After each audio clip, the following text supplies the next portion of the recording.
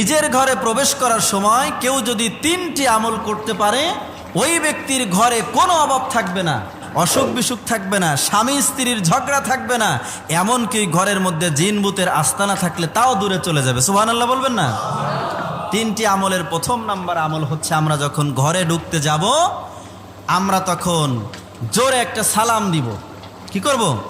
সালাম দিব। আমরা ঘরে ঢোকার সময় সালাম দিই না, মনে করি বউকে সালাম দেবো, এটা তো একটা শরমের ব্যাপার, সন্তানকে সালাম দিব, এটা তো একটা শরমের ব্যাপার না।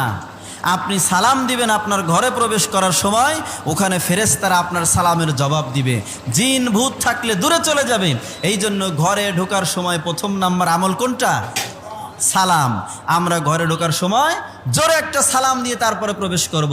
দ্বিতীয় নাম্বার, আমরা ঘরে ঢোকার সময় আমরা ঘরের দরজায় দাঁড়িয়ে সূরা ইখলাস কয়বার পড়ব? কমপক্ষে একবার।